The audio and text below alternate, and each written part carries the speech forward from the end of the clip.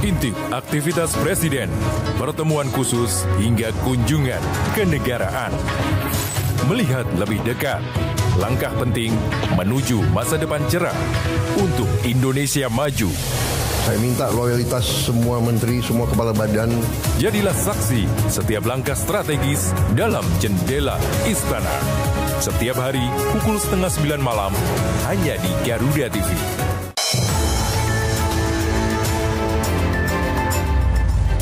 Update kasus jam isu terhangat langsung dari lapangan. Koperasi milik desa. Nah, kami mengusulkan kepada Menteri Desa bahwa ketahanan pangan merupakan program khusus dari Pak Prabowo. Faktual, padat dan akurat. Ikuti setiap perkembangan di laporan 8 petang. Setiap hari pukul 6 sore live di Garuda TV.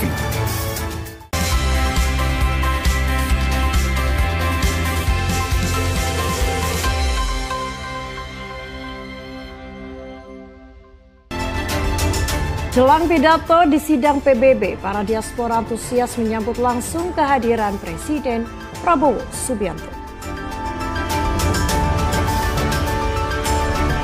Permasalahan pengangkatan dan mutasi 61 pejabat di lingkungan pemerintahan Kabupaten Sidoarjo semakin meruncing. Pasca penghentian sementara, Korlantas Polri masih mencari solusi terbaik terkait mekanisme penggunaan sirine dan strobo.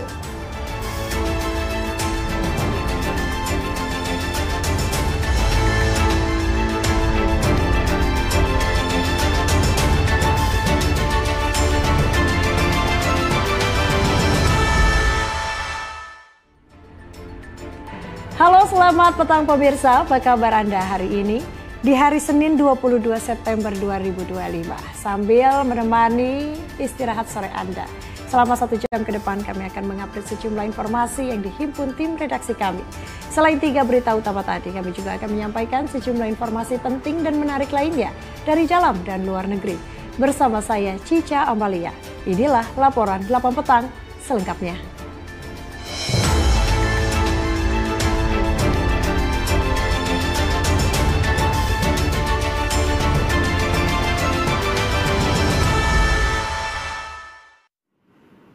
Kita awali laporan 8 petang hari ini pemirsa. Suasana hangat menyelimuti area depan salah satu hotel di kota New York ketika Presiden Republik Indonesia Prabowo Subianto tiba untuk memulai rangkaian kunjungan kerjanya di Amerika Serikat. Para diaspora Indonesia tampak berkumpul menyambut langsung kehadiran kepala negara. Saat mobil kepresidenan tiba, Presiden Prabowo Subianto turun dan langsung menghampiri barisan diaspora. Kepala negara menyalami dan menyapa dengan senyum hangat. Selain warga diaspora, sejumlah pejabat juga menyambut langsung kedatangan Presiden Prabowo Subianto. Hadir di antaranya sejumlah Menteri Kabinet Merah Putih hingga Duta Besar RI untuk Amerika Serikat Dwi Suryo Indroyono Susilo. Bagi diaspora, momen menyambut Presiden Prabowo di negeri seberang bukan sekedar acara seremonial, melainkan kebanggaan sekaligus pengingat akan tanah air. Tak hanya itu, kehadiran Presiden Prabowo di sidang umum ke-80 PBB sebagai sebuah kehormatan besar bagi Indonesia. Bahkan posisi Indonesia sebagai pembicara ketiga dalam debat umum PBB patut dibanggakan.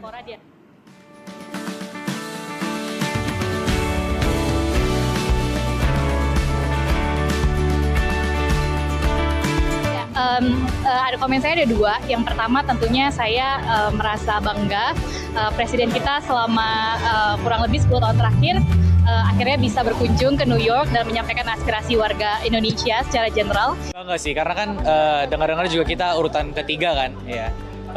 Kita bisa berbicara di depan negara-negara yang penting lainnya.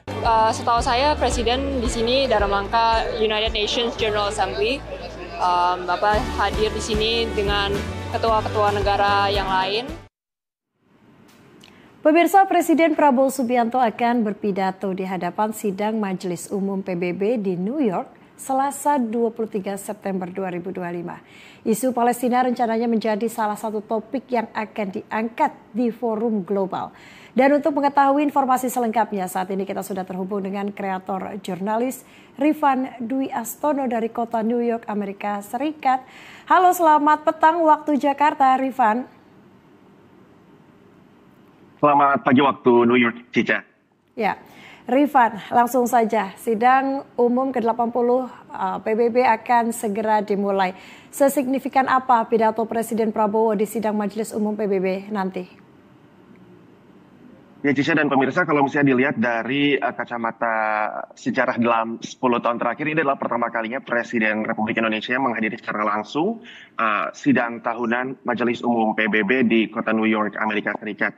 Terakhir kali Presiden Indonesia yang datang adalah Susilo Bambang Yudhoyono secara langsung di kota New York. Sementara Presiden Joko Widodo sendiri selama 10 tahun pemerintahannya baru hanya dua kali menyampaikan pidato di sidang Majelis Umum PBB, itu pun dilakukan secara virtual pada tahun 2020 dan 2021 karena pada saat itu sedang terjadi pandemi yang merajalela di seluruh dunia. Sementara pada masa pemerintahan pertamanya, Wakil Presiden Yusuf Kala lah yang justru mewakili Indonesia untuk berpidato di Majelis Umum PBB.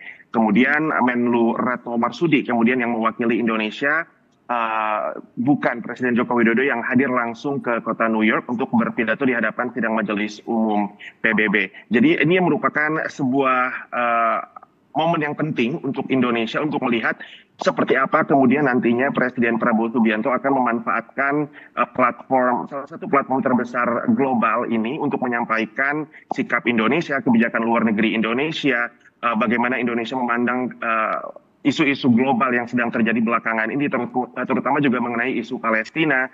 Dan yang jelas adalah ini juga merupakan sebuah momen bagaimana Presiden Prabowo bisa memperkuat kekuatan diplomasi Indonesia di dunia, terutama karena Presiden Prabowo sendiri untuk sidang Majelis Umum PBB yang ke-80 ini akan menyampaikan pidatonya pada urutan yang ketiga setelah Presiden Brazil Lula da Silva, kemudian juga Presiden Amerika Serikat Donald Trump, Cica.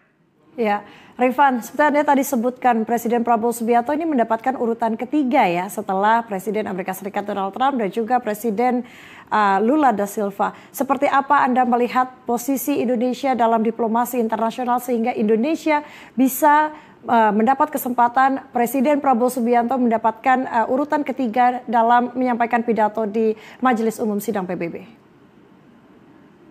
Ya, Cica, sebetulnya untuk urutan ketiganya sendiri ini adalah merupakan hasil undian. Ini seperti disampaikan oleh Kementerian Luar Negeri Indonesia sebelumnya bahwa untuk urutan siapa yang akan menyampaikan pidatonya ini dilakukan secara undian, terutama untuk kepala negara yang sudah mengonfirmasi kehadiran mereka di New York. Kemudian setelah diundi, nama Presiden Prabowo muncul sebagai presiden ketiga yang akan menyampaikan pidatonya. Urutan pertama itu jatuh ke Brazil karena memang ini secara tradisi Brazil selalu mendapatkan kesempatan pertama untuk menyampaikan pidatonya di forum sidang Majelis Umum PBB. Sementara urutan kedua selalu jatuh ke tangan Amerika Serikat dan kali ini diwakili oleh Presiden Donald Trump karena memang Amerika Serikat adalah tuan rumah dari gelaran ini karena markas PBB untuk penyampaian sidang Majelis Umum sendiri digelar di New York di Amerika Serikat. Meskipun ini hasil undian, tapi memang ini merupakan satu momen yang istimewa dan harus bisa dimanfaatkan oleh Presiden Prabowo Subianto apabila ia ingin bisa memajukan kebijakan luar negeri Indonesia, terutama kalau kita lihat sendiri Presiden Prabowo ini adalah presiden yang sangat memprioritaskan juga bagaimana Indonesia di ranah global, peran Indonesia di ranah global. Seperti kita ketahui beberapa saat yang lalu ketika di tanah air sedang terjadi gejolak, Presiden Prabowo juga tetap menyempatkan diri untuk memenuhi undangan Beijing untuk menghadiri rangkaian Hari Kemenangan Victory Day di Beijing bersama dengan para pemimpin negara lainnya termasuk juga Presiden Rusia, kemudian ada pemimpin Korea Utara Kim Jong-un dan lain sebagainya. Jadi memang ini juga menarik untuk kita amati di New York kali ini bagaimana Presiden Prabowo akan menampilkan citra Indonesia di hadapan dunia. Hari ini seharusnya Presiden Prabowo akan menghadiri pertemuan yaitu konferensi internasional untuk membahas mengenai nasib Palestina dan implementasi solusi dua negara. Besok baru Presiden Prabowo akan menyampaikan pidato di hadapan sidang Majelis Umum PBB, Cica. Baik, Rifan, kira-kira poin-poin apa saja nantinya yang akan disampaikan Presiden Prabowo Subianto dalam pidatonya esok hari? Ya, Presiden Prabowo rencananya akan menyampaikan beberapa poin, diantaranya mengenai seruan untuk urgensi semangat inklusivitas, terutama di tengah dunia yang sedang semakin tajam polarisasinya. Kemudian juga ia ingin menyampaikan semangat untuk kerjasama multilateral, seperti yang saya sampaikan tadi. Presiden Prabowo juga memang mengedepankan kerjasama multilateral selama masa pemerintahannya. Seperti kita lihat, Indonesia aktif di berbagai forum dunia, baik itu di Organisasi Kerjasama Islam, kemudian juga di G20, kemudian juga di BRICS, dan sekarang di forum PBB, Prabowo juga tampil untuk mewakili Indonesia. Selain mengenai kerjasama multilateral, Presiden Prabowo juga diperkirakan akan membahas, seperti yang saya sampaikan tadi, isu perjuangan rakyat Palestina. Terlebih dalam sidang Majelis Umum PBB kali ini akan ada beberapa negara yang kemudian mengakui kedaulatan negara Palestina. Kemarin hari Minggu sudah ada 3 negara persemakmuran yang sudah mengakui Palestina secara resmi. Ada Inggris, ada Australia, ada Kanada. Hari ini seharusnya Prancis akan menyusul untuk mengakui kedaulatan Palestina sebagai sebuah negara. Dan ada beberapa negara lain juga yang akan menyampaikan pengakuan mereka terhadap kedaulatan Palestina. Selain itu juga Presiden Prabowo rencananya akan memperkuat posisi Indonesia sebagai pemimpin Global South alias kelompok negara-negara berkembang dalam kancah dunia. Kita lihat bagaimana nantinya Presiden Prabowo akan menyampaikan poin-poin tersebut. Kita belum mendapatkan pidato embargo seperti apa poin-poin detail yang akan ia sampaikan, namun biasanya Presiden atau kepala negara maupun utusan dari negara-negara yang berbicara di General Debate atau di sidang Majelis Umum PBB ini akan diberikan waktu 15 menit untuk menyampaikan pidato mereka. Dan kita lihat seperti apa nantinya Presiden Prabowo memanfaatkan 15 menit di panggung dunia ini. Cica.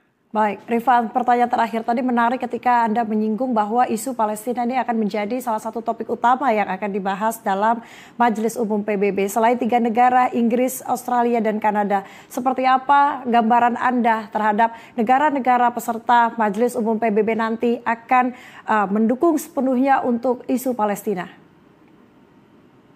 Ya, seperti yang kita ketahui sebetulnya di antara 190-an negara anggota PBB sudah ada, mayoritas itu sudah mengakui Palestina sebagai negara yang berdaulat, termasuk Republik Indonesia juga. Dan di beberapa negara lain masih ada yang belum, tapi sudah menyatakan niatnya untuk mengakui Palestina sebagai negara berdaulat. Dan kemarin seperti yang saya sampaikan, Inggris, Australia, Kanada sudah mengakui secara resmi, dan hari ini seharusnya Prancis menyusul sesuai janji yang disampaikan bulan Juli lalu.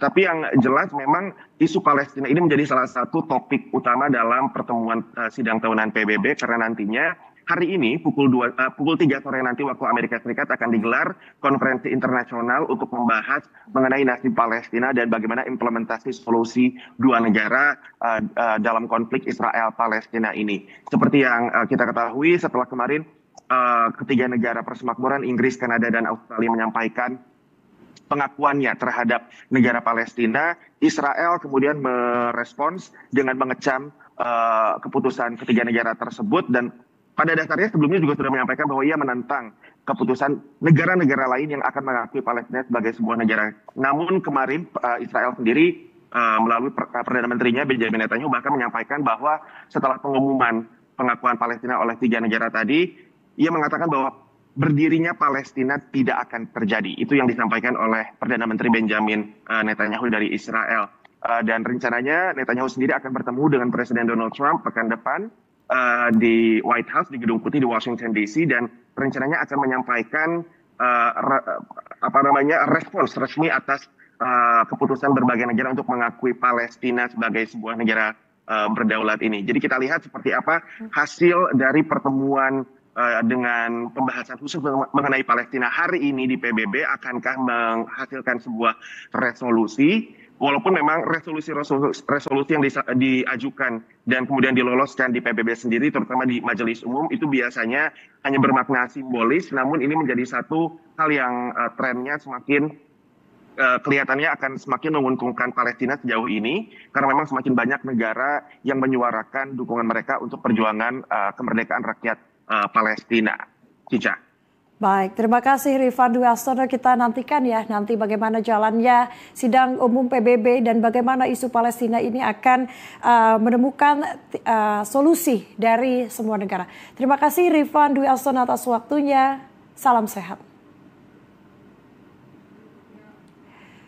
Kita beralih ke informasi lainnya pemirsa. Menteri Luar Negeri Indonesia Sugiono menandatangani deklarasi perlindungan personel kemanusiaan.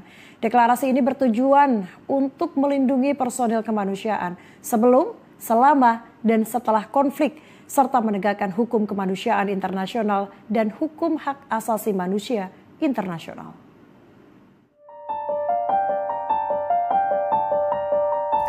Menteri Luar Negeri Republik Indonesia Sugiono menandatangani deklarasi perlindungan personil kemanusiaan yang bertujuan untuk melindungi personil kemanusiaan sebelum, selama, dan setelah konflik, serta menegakkan hukum kemanusiaan internasional dan hukum hak asasi manusia internasional. Deklarasi yang diinisiasi oleh Indonesia bersama 8 negara lainnya, yakni Australia, Brazil, Kolombia, Jepang, Yordania, Sierra Leone, Swiss, dan Inggris ini mendapat dukungan dari total 104 negara. Menteri Luar Negeri Sugiono saat di North Lawn, markas besar Perserikatan Bangsa-Bangsa di Manhattan, New York, Amerika Serikat, pada Minggu 21 September waktu setempat menekankan bahwa jumlah korban personil kemanusiaan yang mencapai 674 orang sejak awal 2024 hingga akhir September 2025 menjadi momentum untuk menegaskan pentingnya akuntabilitas atas serangan terhadap personil kemanusiaan di wilayah konflik.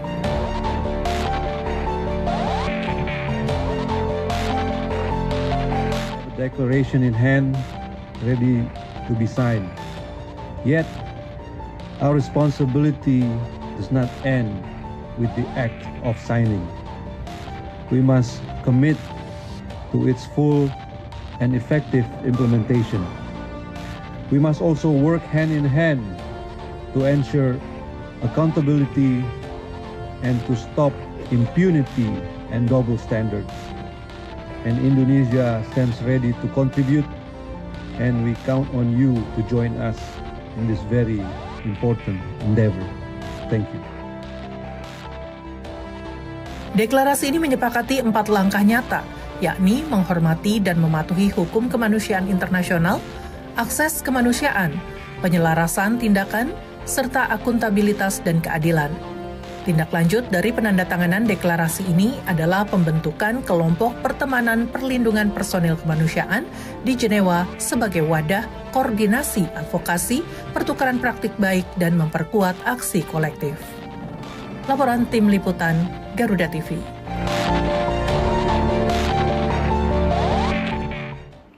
Dukungan internasional untuk kemerdekaan Palestina kian membesar. Selain Inggris, Australia, dan Kanada, Portugal resmi mengakui negara Palestina menjelang sidang umum PBB di kota New York, Amerika Serikat. Menteri Luar Negeri Portugal, Paulo Rangel, mengumumkan bahwa negaranya mengakui Palestina. Berbicara dari markas PBB di kota New York, Amerika Serikat, Rangel menyatakan bahwa pengakuan atas negara Palestina merupakan perwujudan dari garis fundamental dan konstan dari kebijakan luar negeri Portugal. Neste dia em que Portugal reconhece o Estado da Palestina e em que reafirma a sua vontade de fortalecer as profundas e antigas relações de amizade do povo português com o povo israelita e as renovadas e auspiciosas. Namun Menlu Rangel mengatakan bahwa pengakuan atas negara Palestina tidak serta-merta melenyapkan bencana kemanusiaan di Gaza. Rangel juga mengecam situasi kelaparan dan kehancuran yang dialami rakyat Palestina dan ekspansi permukiman Israel di tepi barat. Pemirsa, warga Kampung Cipanas, Cisolok, Kabupaten Sukabumi, Jawa Barat antusias dengan dibangunnya jembatan Garuda yang merupakan bantuan dari Kementerian Pertahanan. Kerja gotong royong TNI dengan warga Kampung Cipanas menghasilkan jembatan yang menghubungkan mobilitas warga dari 4 desa.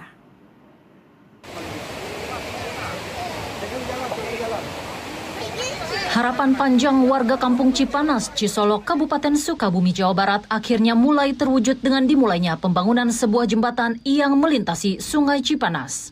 setelah sebelumnya para warga tersebut merasakan keresahan dengan kondisi jembatan bambu yang telah bertahun-tahun rusak dan tidak kunjung diperbaiki meskipun sering diajukan dalam musrembang desa.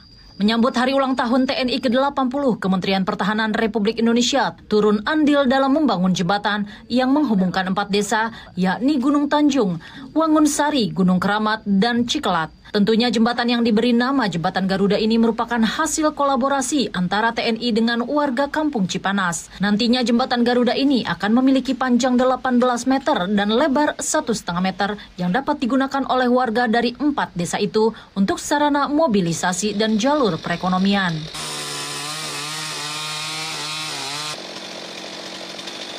Yang alhamdulillah ada bantuan dari Kemhan RI untuk jembatan, yang mana jembatan ini dimanfaatkan oleh 4 desa. Kami Babinsa yang ada di Kecamatan Cisolok beserta warga ikut bergotong royong dalam pembangunan jembatan Garuda ini. Bersama warga bergotong royong yang alhamdulillah sangat berterima kasih kepada Kementerian Pertahanan Republik Indonesia yang telah memberikan bantuan buat masyarakat yang ada di 4 desa ini. Karena seperti yang ada di belakang ini, jembatan ini sangat bermanfaat kedepannya buat warga masyarakat yang ada di desa kami. Kami sangat antusias dan warga di sini sangat bahagia dan senang sekali atas bantuan. Di samping itu, warga sekaligus Ketua RT 030 RW 12 Kampung Cipanas, Didim, menyampaikan rasa terima kasihnya kepada Kementerian Pertahanan Republik Indonesia atas bantuan dalam pembangunan jembatan Garuda. Saya sebagai warga Cipanas, Desa Gunung Keramat, mengucapkan banyak-banyak terima kasih dari Kementerian Pertahanan dan Koramil Kecamatan Cisolok beserta warga atas bantuannya untuk membangun jembatan Garuda ini. Harapan kami bisa bermanfaat khususnya dari warga Cipanas, umumnya dari 4 desa ini. Yang pertama Desa Wangun Sari, Desa Cikelat, dan Desa Gunung Keramat, dan Desa Gunung Tanjung. Diki Renaldi, Kabupaten Sukabumi, Garuda TV.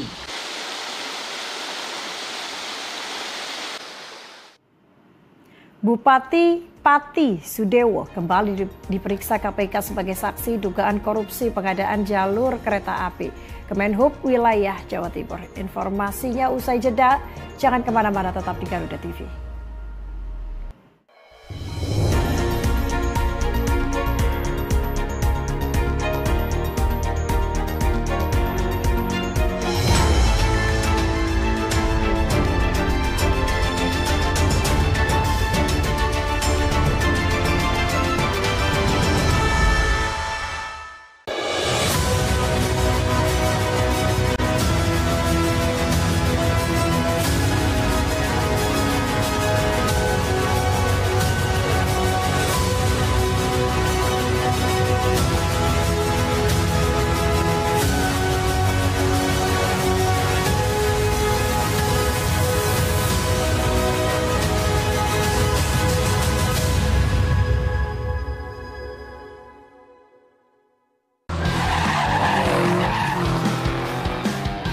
Temukan semua hal menarik tentang otomotif di sini.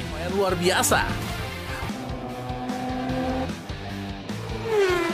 Dari inovasi terkini hingga aksi seru di arena balap, kami hadirkan Rally Dakar Special Edisi. Informasi lengkap dari nasional hingga internasional. Ajang mengasah kemampuan pembalap Otomotime.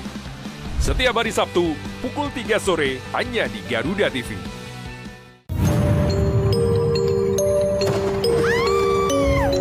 Setiap daerah punya daya tarik sendiri. Cerita rakyat yang turun-temurun masih hidup hingga kini. Legenda yang diwariskan hingga misteri yang jarang terungkap. Dibangun sejak tahun 1640, bangunan Museum Wayang tentu menyimpan kisahnya sendiri yang menarik untuk dibahas. Saksikan misteri hidup hanya di Garuda TV.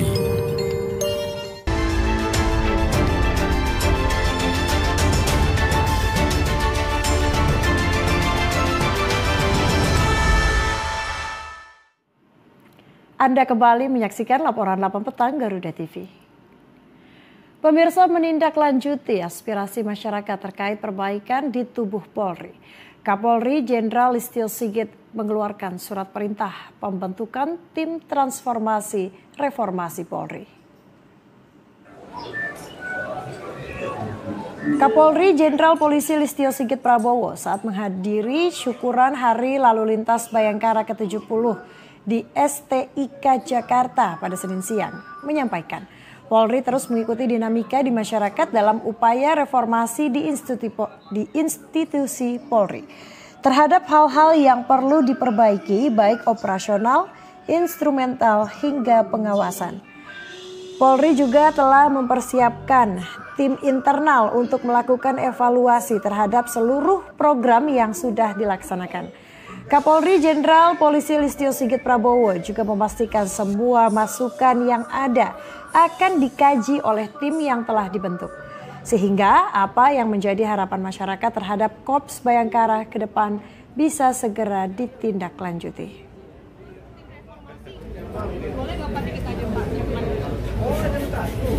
Ya tentunya semua masukan dari masyarakat, dari komite, baik dari si kultural, mental, budaya, kemudian terkait dengan hal-hal yang harus kita lakukan perbaikan dari sisi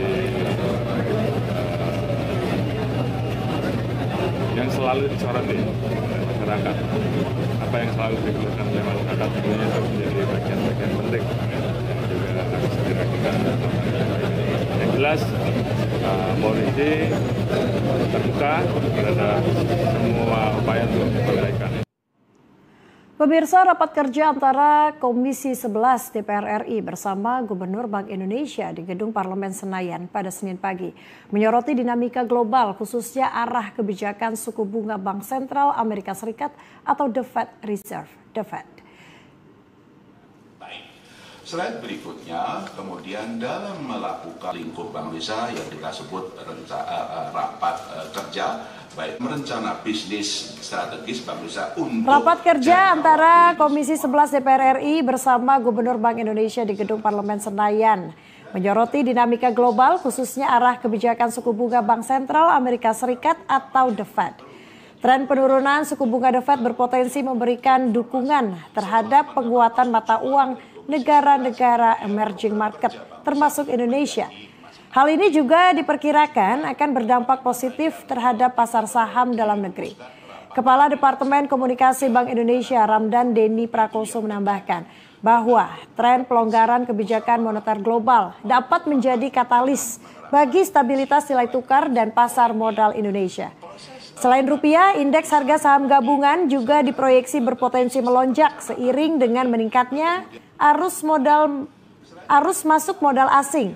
Sinergi kebijakan antara Bank Indonesia, pemerintah, dan otoritas terkait sangat penting untuk menjaga momentum pertumbuhan ekonomi di tengah ketidakpastian global. Untuk bagaimana mengarahkan Bank Indonesia secara APN.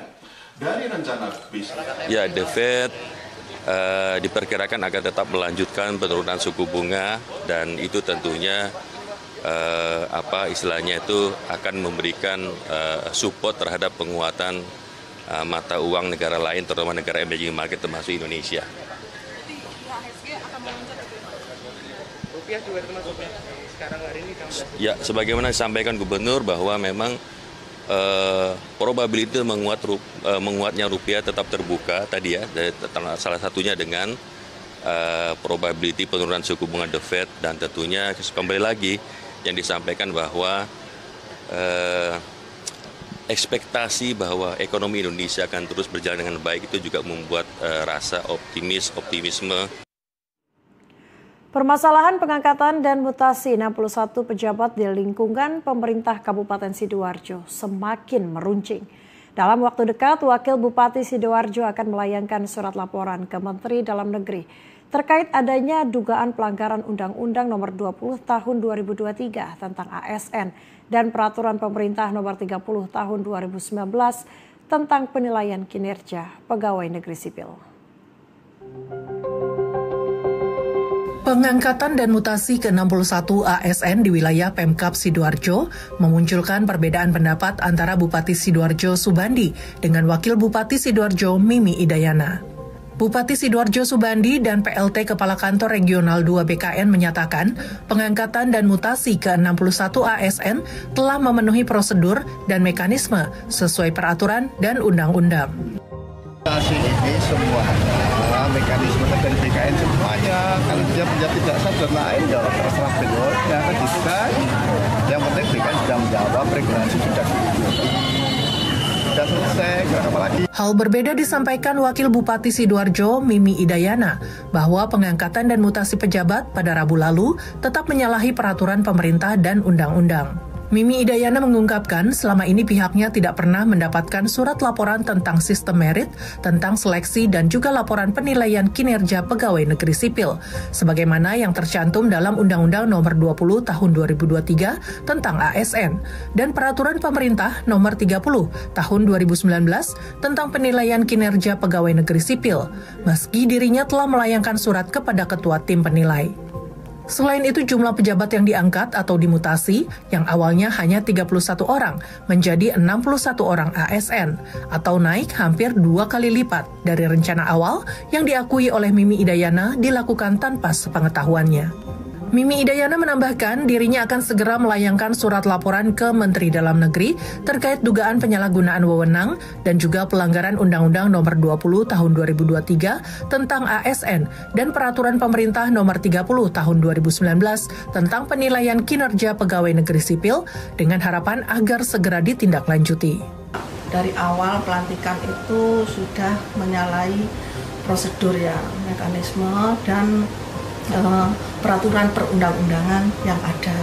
Sebelum pelantikan saya sudah berkirim surat di tanggal 16 September.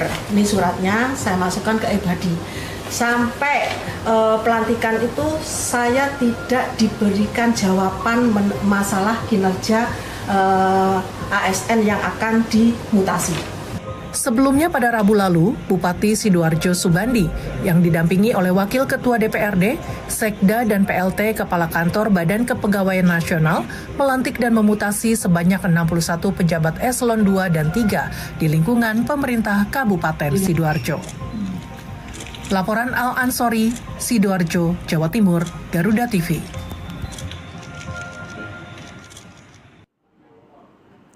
Bupati Pati Sudewo selesai diperiksa Komisi Pemberantasan Korupsi sebagai saksi dugaan korupsi pengadaan jalur kereta api Kementerian Perhubungan di wilayah Jawa Timur pada Senin pagi. Sudewo membantah mengembalikan uang sejumlah 3 miliar rupiah kepada KPK.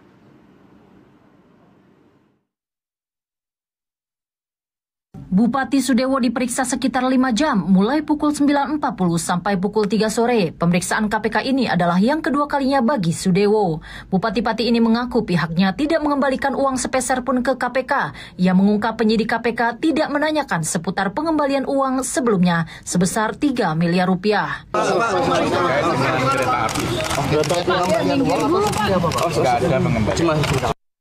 KPK masih terus melakukan pendalaman atas kasus dugaan korupsi pengadaan jalur kereta api ini. Budi mengungkapkan lokus atau tempat peristiwa dugaan korupsi DJKA Kemenhub ada di beberapa tempat di Indonesia, yakni Jawa bagian timur, Jawa bagian tengah, Jawa bagian barat, Sulawesi, dan Sumatera. Benar, hari ini ada penjadwalan pemeriksaan terhadap saudara SDW selaku Bupati Pati. Yang bersangkutan diperiksa, dimintai keterangan terkait dengan perkara pembangunan jalur kereta api di lingkungan DJKA Kementerian Perhubungan, khususnya untuk wilayah Jawa Timur. Jadi kita tunggu proses pemeriksaannya nanti seperti apa. Tentu setiap keterangan yang disampaikan oleh para saksi dibutuhkan dan membantu penyidik dalam mengungkap dan membuat terang dari perkara ini. Sudewo telah mengembalikan uang sejumlah 3 miliar rupiah kepada KPK dalam penanganan kasus dugaan suap terkait proyek pengadaan barang dan jasa di DJKA Kemenhub. Namun Sudewo mengklaim uang yang disita KPK merupakan gaji yang diperolehnya sebagai anggota DPR dan hasil usaha. Laporan Paulus Sebastian Iskandar, Jakarta, Garuda TV. Pemirsa, kenaikan penghasilan dan tunjangan anggota DPRD Kabupaten Bandung Barat, Jawa Barat menuai polemik. Bupati Kabupaten Bandung Barat JJ Ismail resmi membatalkan kenaikan tersebut karena mempertimbangkan aspirasi masyarakat dan arahan Kementerian Dalam Negeri. Selamat Hari Jadi Kabupaten. Pemerintah Kabupaten Bandung Barat resmi membatalkan rencana kenaikan penghasilan dan tunjangan bagi anggota DPRD dalam APBD 2025 yang sebelumnya pada bulan Juli telah disahkan. Sebelum dibatalkan rencananya, total tunjangan anggota DPR Kabupaten Bandung Barat menjadi 83,5 juta rupiah per bulan, naik 7,8 juta per bulan dari sebelumnya 75,6 juta rupiah. Kenaikan tersebut meliputi kenaikan tunjangan perumahan dan kenaikan tunjangan transportasi pada tahun 2025. Kebijakan pembatalan diambil setelah melalui proses kajian mendalam serta mempertimbangkan aspirasi masyarakat dan arahan dari Kementerian Dalam Negeri. Telah melakukan kajian mendalam dalam beberapa minggu terakhir, mempertimbangkan aspirasi masyarakat dan juga arahan Kemendagri untuk melakukan evaluasi terhadap kenaikan tunjangan bagi anggota dewan serta agar anggaran lebih bermuara kepada kepentingan publik. Maka saya menyampaikan bahwa kenaikan tunjangan tersebut akan dibatalkan. Kepbub mengenai tunjangan DPRD memang rutin dibahas dan ditandatangani setiap tahun. Untuk tahun 2025 sudah dilakukan kajian mendalam agar ini dievaluasi segera. Proses kajiannya sudah berjalan beberapa minggu ini. Setelah melalui pembahasan dan kajian, saya memutuskan untuk membatalkan kebijakan tersebut. Sebelumnya kenaikan penghasilan dan tunjangan anggota DPRD Kabupaten Bandung Barat memicu gelombang protes publik di tengah sedang disorotnya terkait besarnya tunjangan anggota dewan di berbagai daerah di Indonesia. Laporan Nur Aziz, Kabupaten Bandung Barat, Garuda TV.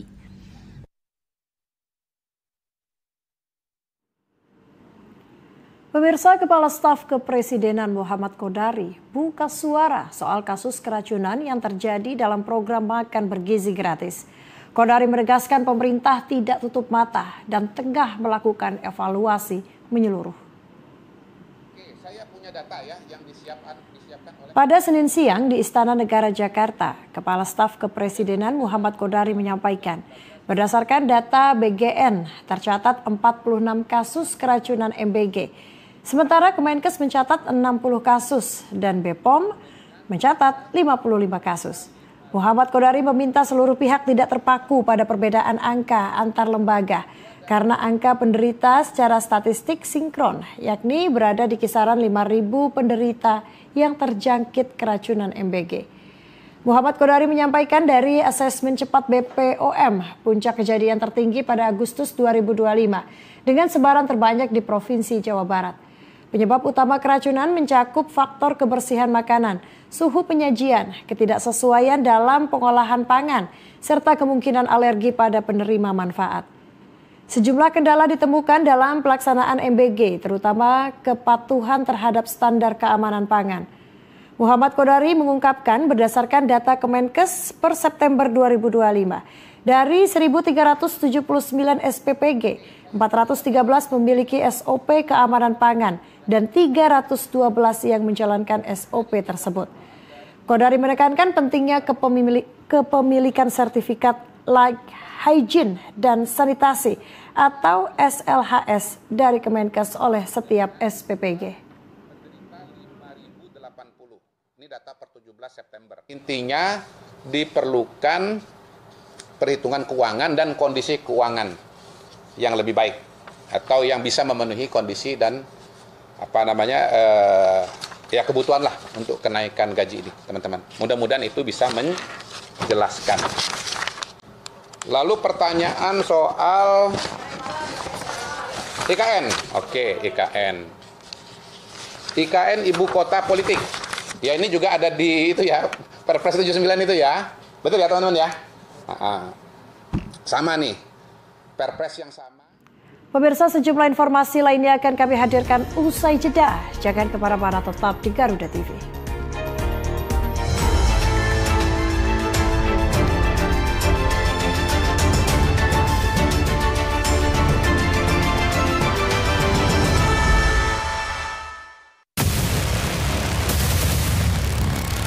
Kolaborasi teknologi canggih dari darat, laut, hingga udara di medan pertahanan negeri.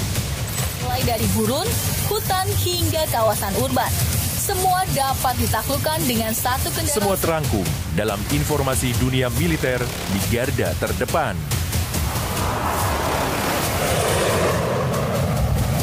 Garda Dunia, hanya di Garuda TV. Intip aktivitas Presiden, pertemuan khusus hingga kunjungan kenegaraan. Melihat lebih dekat, langkah penting menuju masa depan cerah untuk Indonesia maju.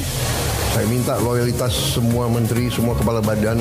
Jadilah saksi setiap langkah strategis dalam Jendela Istana. Setiap hari pukul 8:30 malam, hanya di Garuda TV.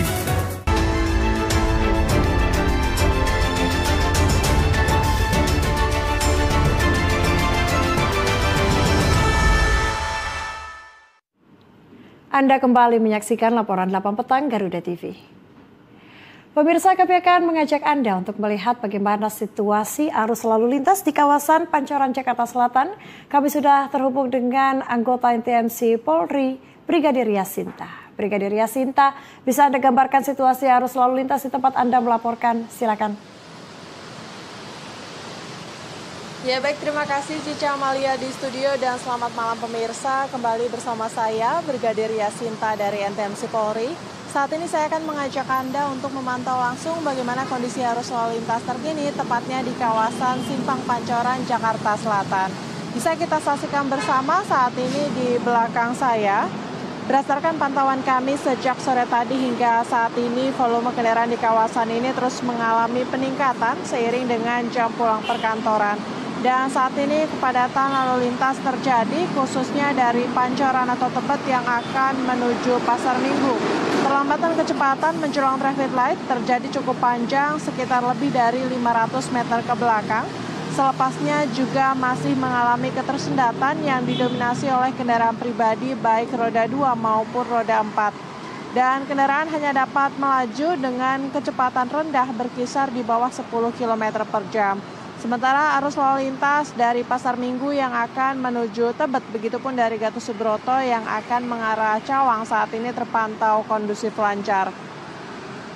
Bagi Anda yang akan melintasi kawasan ini, kami himbau agar tetap bersabar dengan adanya antrian kendaraan, mengingat Simpang Pancoran ini merupakan salah satu jalur utama di wilayah Jakarta Selatan yang menjadi titik pertemuan antara Jalan Gatot Subroto dan MT Haryono, serta menjadi penghubung antara pusat kota dengan wilayah selatan Jakarta sehingga sering berimbas terjadi kepadatan lalu lintas khususnya saat jam pulang perkantoran. Namun saat ini sudah ada petugas kami di lapangan yang siap siaga mengatur arus lalu lintas di kawasan ini. Bagi Anda yang akan melintasi kawasan ini, kami himbau agar berhenti tepat di belakang garis stop saat menunggu antrian traffic light dan utamakan hak para pejalan kaki yang akan menyeberang jalan di kawasan ini. Kemudian mengingat ramainya arus lalu lintas di kawasan ini, kami himbau para pengendara agar tidak memotong arus karena selain melanggar peraturan lalu lintas juga membahayakan keselamatan bersama. Dan apabila Anda akan berpindah lajur, pastikan aman dengan terlebih dahulu melihat situasi lalu lintas di belakang Anda serta menyalakan lampu sen sebagai isyarat kepada pengguna jalan lainnya. Dan untuk informasi selengkapnya seputar arus lalu lintas terkini, Anda dapat menghubungi call center kami di 1500669 atau SMS center di 9119. Anda juga dapat mengakses website kami di korlantas.polri.go.id. Stop pelanggaran, stop kecelakaan, keselamatan untuk kemanusiaan, dan salam presisi. Demikian Brigadir Yasinta melaporkan langsung dari kawasan Simpang Pancoran, Jakarta Selatan. Kembali ke studio, silakan. Baik, terima kasih Brigadir Yasinta melaporkan langsung dari Pancoran, Jakarta Selatan. Selamat bertugas kembali. Pemirsa, pasca penghentian sementara waktu penggunaan sirine dan strobo, Korps Lalu Lintas Polri masih mencari solusi terbaik terkait patroli dan pengawalan lalu lintas tanpa menggunakan sirine dan strobo. Menindaklanjuti kebijakan pembekuan atau penghentian sementara penggunaan sirine dan strobo di jalan, Korps Lalu Lintas atau Korlantas Polri menggandeng para pakar dan masyarakat untuk mencari solusi terbaik terkait patroli dan pengawalan lalu lintas yang terbaik tanpa menggunakan sirine maupun strobo. Sejauh ini Korlantas Polri telah menerima sejumlah masukan masyarakat yang mengeluh terkait penggunaan sirine dan strobo karena sering disalahgunakan penggunaannya. Namun Korlantas Polri juga tidak akan mengedepankan penindakan hukum jika ada kendaraan pribadi yang menggunakan sirine dan strobo.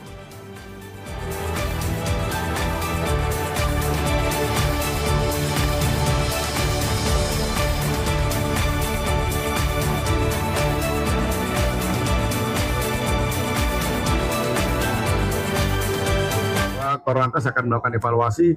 Korlantas mengaturkan apresiasi dan terima kasih kami bisa mendengar keluhan masyarakat dan segera kita tidak lanjuti bahwa penggunaan sirine, penggunaan strobo semuanya sudah diatur, ada ketentuannya kapan digunakan dan kapan tidak digunakan. Tetapi manakala ini aspirasi dari masyarakat, untuk sementara pengawalan yang menggunakan sirine, strobo ini kami bekukan sambil nanti kita evaluasi yang terbaik seperti apa.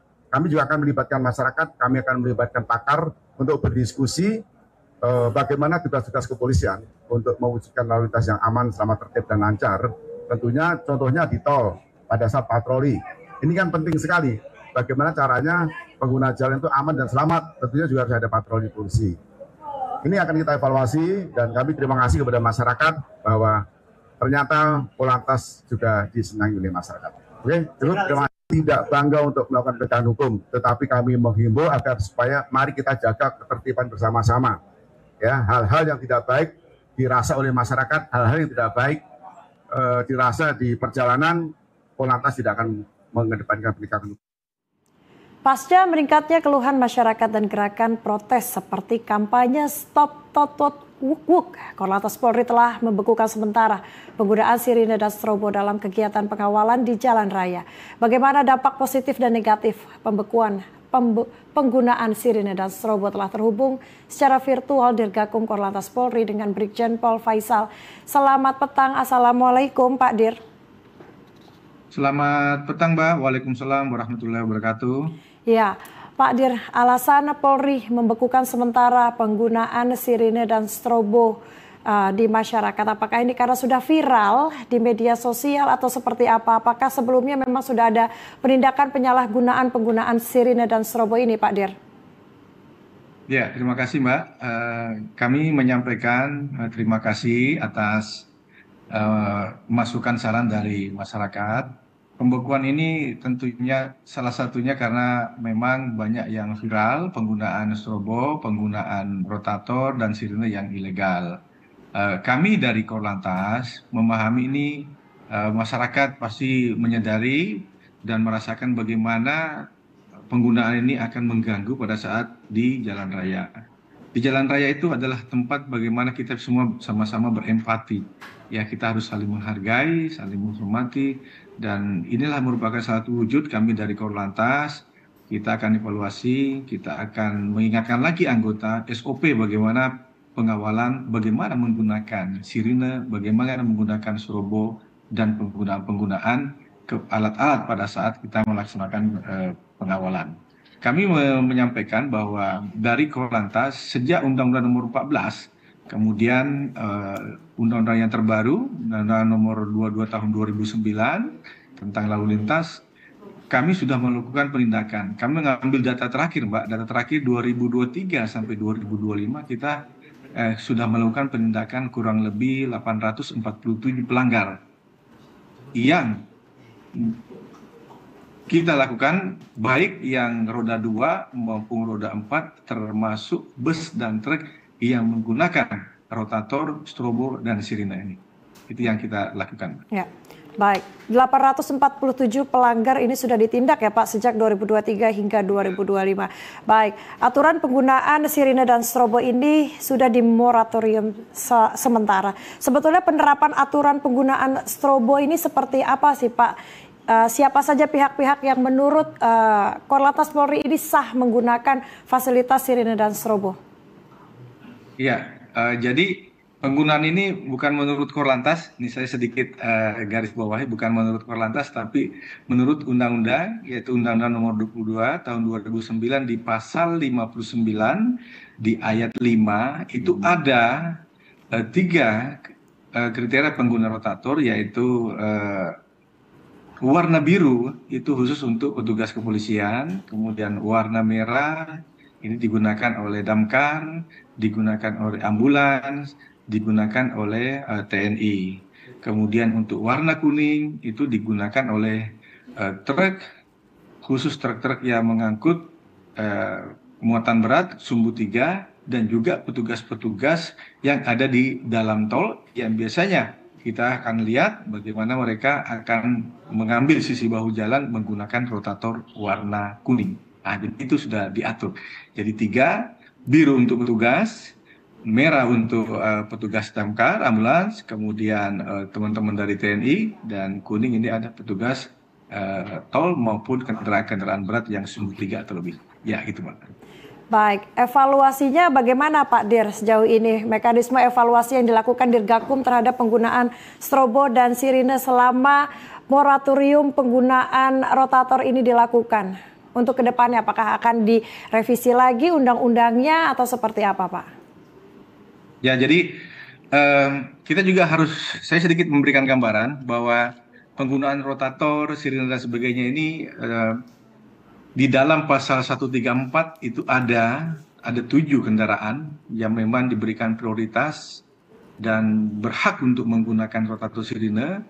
Yang pertama yaitu kendaraan damkar, kemudian ambulans, kemudian kendaraan yang akan datangi TKP, kecelakaan lalu lintas, kemudian pengantar jenazah, kemudian pejabat VVIP dalam hal ini presiden dan setingkat presiden, pejabat tamu asing, kemudian yang rombongan jenazah, dan yang ketujuh adalah rombongan atau kendaraan yang menurut penilaian kepolisian bisa atau dapat memperoleh bantuan pengawalan. Nah ini, jadi jangan sampai nanti ada hal semacam ini hentikan totot atau wuk, tapi justru akan berimbas kepada kendaraan-kendaraan yang memang sudah diberikan kewenangan diatur dalam undang-undang untuk mendapatkan prioritas jalan. Ya, ini yang harus kita antisipasi. Nah, ini yang kami akan evaluasi, terutama penggunaan pengawalan yang di luar daripada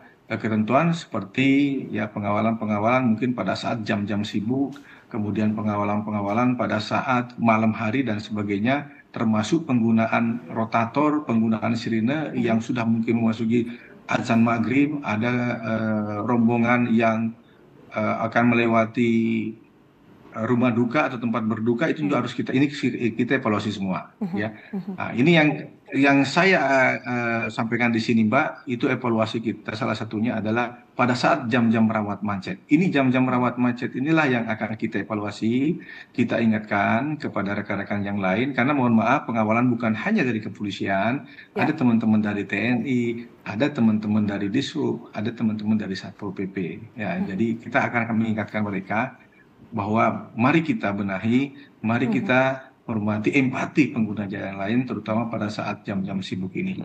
Karena saya juga tadi menyampaikan kepada yang lain, kami menanyakan kepada seluruh anggota yang ada di Polda-Polda, apakah di Polda-Polda juga ada hal semacam ini? Di Polda lain tidak ada Pak. Gitu. Jadi hanya ini berkisaran di daerah-daerah Polda Metro dan Polda Jabar. Demikian Pak. Baik Pak Dir, diharapkan nanti hasil evaluasinya sehingga penggunaan sirine dan strobo ini tidak lagi mengganggu pengguna jalan lain. Terima kasih Pak Brigjen Pol Faisal Dirgakum Korlantas Polri atas waktunya untuk laporan 8 petang hari ini. Salam sehat Pak. Assalamualaikum. Waalaikumsalam. Pemirsa, sejumlah informasi menarik lainnya akan kami hadirkan usai jeda. Jangan kemana-mana, tetap di Garuda TV.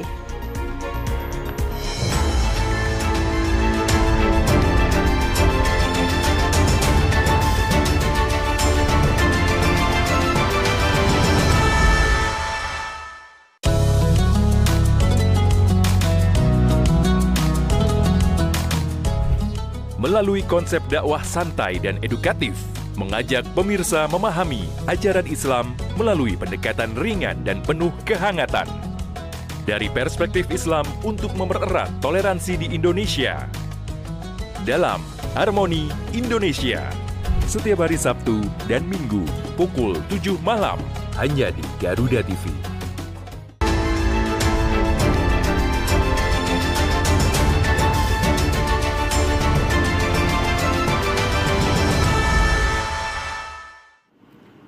Anda kembali menyaksikan laporan 8 petang Garuda TV. Pemirsa, 2 anak harimau penggala jantan Bandung Zoo bernama Huru dan Hara berjemur untuk mendapatkan asupan sinar matahari. Keduanya dijemur saat berusia 78 hari.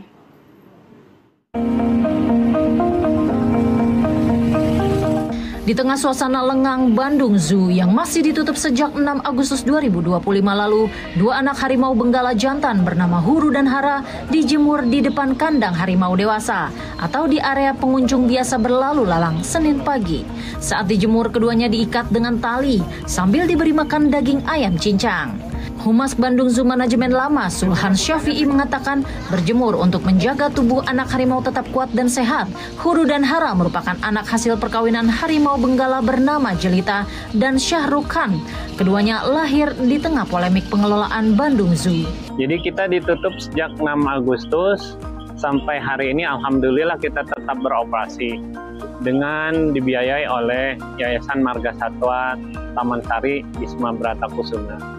Jadi selama penutupan ini kita sudah mendapati belasan kelahiran satwa. Salah satunya 2 anak benggala ini yang jenis kelaminnya jantan dan jantan.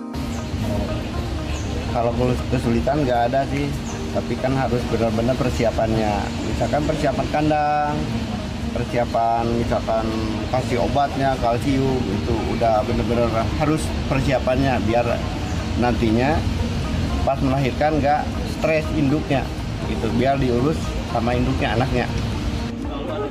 Bandung Zoo membuka peluang bagi masyarakat yang ingin menjadi orang tua asuh bagi 2 anak harimau Huru dan Hara.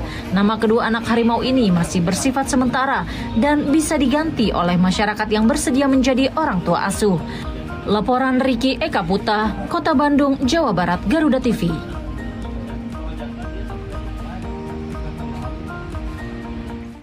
Pemirsa, informasi Huru dan Hara tadi sekaligus menutup kebersamaan kita dalam laporan 8 petang hari ini. Mewakili kerabat kerja yang bertugas, saya Cica Amalia pamit undur diri. Terima kasih dan sampai jumpa.